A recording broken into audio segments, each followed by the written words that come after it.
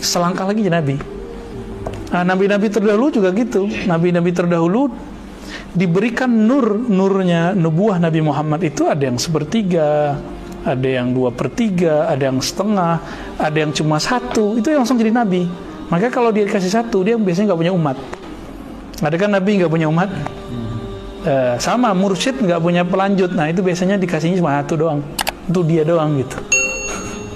Kira-kira begitu ya.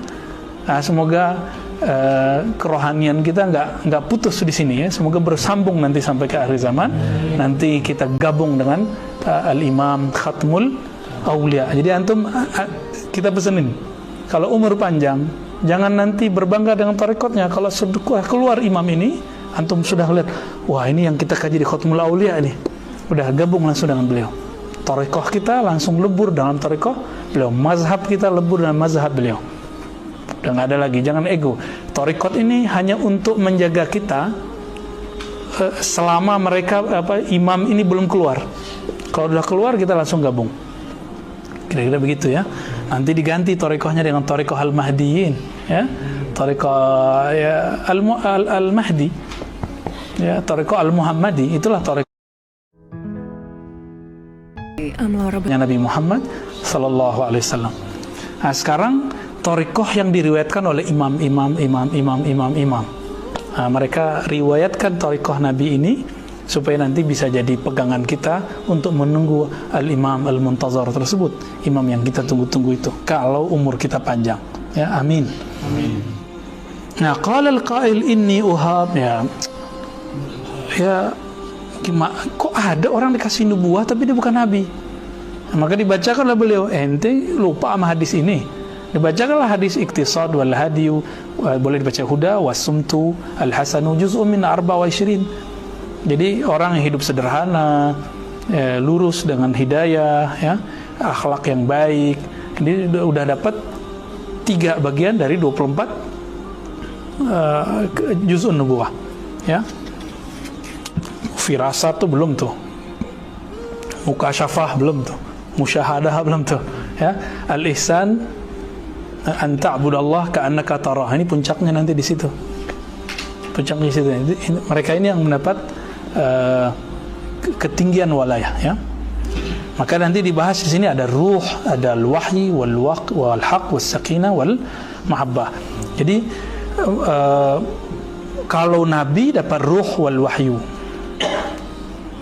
sedangkan wali dapat apa yang didapatkan pada nabi, itu al-haq tambah sakinah dan mahabbah ya. Jadi kalau dia dapat satu kalam dari Allah pasti itu hak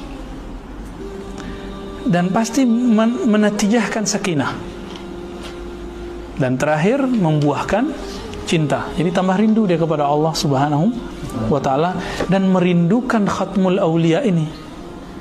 Nah, rindu yang begini nggak bisa dibilangin ya. Rindu ini bukan rindu syahwat, tapi ini rindu yang ulu ya, syauq yang ulu, yang sangat luhur, tidak ada syahwat di situ. Dia rindu yang betul-betul rindu lah ya. Kita nggak bisa kasih tahu gimana rindu itu ya. Imam Malik saking rindunya kepada Rasulullah, setiap malam beliau ketemu Nabi. Aneh nggak? Batalkan aja itu riwayatnya Abu Nuaim al-Isbihani dalam Hilatul Aulia. Riwayatnya lebih dari 1. Maka hari ini mungkinkah ada orang seperti itu? Mungkin. Nah, maka Imam Malik itu wali, autad, cuma memerankan fikih, mujtahid mutlak. Imam Syafi'i wali, autad, tapi memerankan mujtahid mutlak fikih.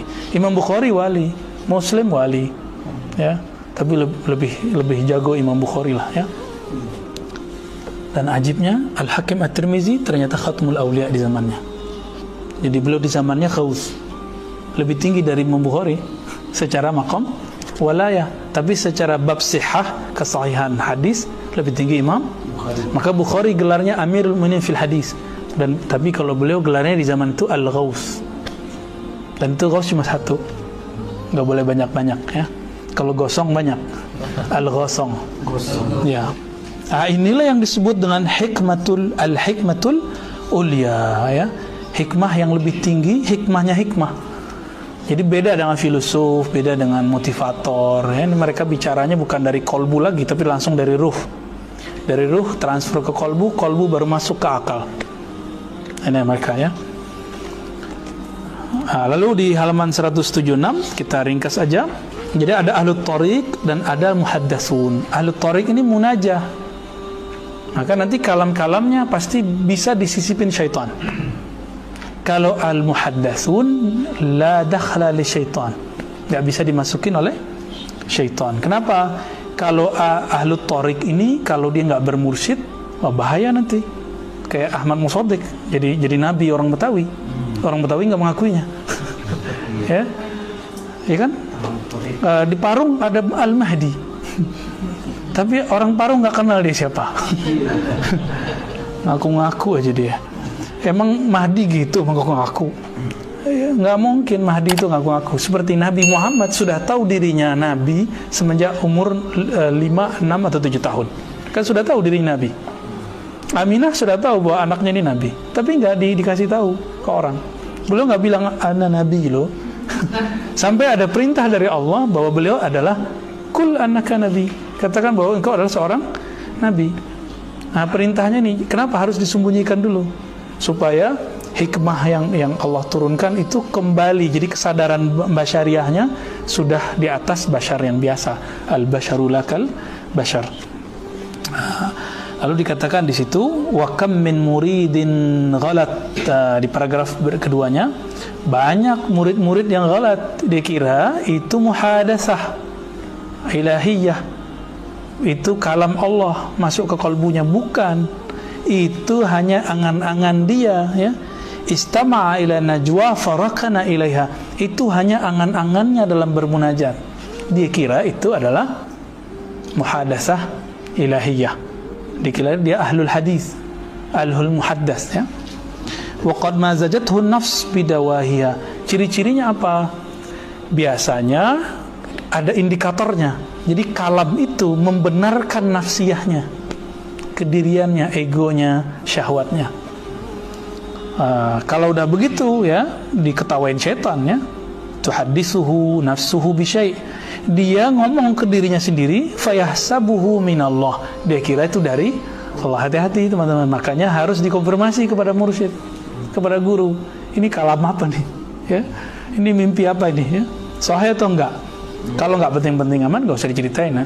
Nah, ini kayaknya angan-angan saya, udah skip. Tapi kalau yakin ini beda, ini ada sakinahnya dan ini hak, nggak bisa ditolak. Lalu membuat kita tambah doyan zikir, tambah tenang berzikir, kan mahabbah begitu, bikin kita suka menyendiri. Orang yang sudah cinta kan suka menyendiri. Makanya orang menikah walaupun rumah orang tuanya kaya, ngontrak aja dia kan, pengen berdua sama istrinya ya. Lalu hal ya'manul majzub awil muhaddas an takuna nafsuhu ta'ti bimisli dhalika aw aduwuh ya. Bagaimana dengan orangnya majzub yang kita sudah bahas sebelumnya, atau orang yang muhaddas, aman enggak dia gitu? Qala, dijawab oleh beliau, fa ainal haqq was sakinah. Indikatornya adalah al-haq dan sakinah. Kemudian kama anna an-nubuwah min Allah fakadzalika al-hadis min Allah ala jihatin ma zakartu lak. Jadi nubuwah dan hadis itu sama-sama dari Allah. Bedanya ada ruh. Kalau ini bagi seorang ahlul hadis itu dia ada sakinah. Ada sakinah di kalbunya. Nah, kalau nubuwah itu mahrus bil wahyi war ruh, kadzalika al-hadis mahrus bil haqqi was sakinah. Jadi kita buat rumusannya. Kalau nubuat bersamanya ada apa? Ruh wal haq. Ruh wal haq ini, ruhnya wali namanya sakinah, al-haqnya wali namanya al-mahabbah ya, kira-kira seperti itu. Fan-nubuwah ya'ti biha al-wahyu war-ruh qarinah ya. Wal hadis ya'ti bihi al-haq wal sakinah qarinu, was sakinah muqaddimatul nubuwah wal hadis fi qalbi nabi wal muhaddatsu sabit. Jadi hadis ruhiyah ini ya'ti membawa kebenaran, maka karena dia benar pasti orangnya tenang, sakinah. Qarinuhu. sakinah itu bagi Nabi bedanya apa? Kalau ahlul hadis ini, kalau dia dapat kalamnya itu berbarengan dengan rasa tenang. Kalau Nabi, sebelum dia dapat, dia sudah tenang dulu. Nah, ini bedanya. Muqaddimatun nubuwah. Wal hadis fi qalbin Nabi, wal muhaddis sabit. Ya. Wal hadis itu ada di qalbu Nabi. Wal muhaddas sabit. Sedangkan muhaddas itu tetap. Ya. Nah, ini yang dimaksud sakinah. Ya.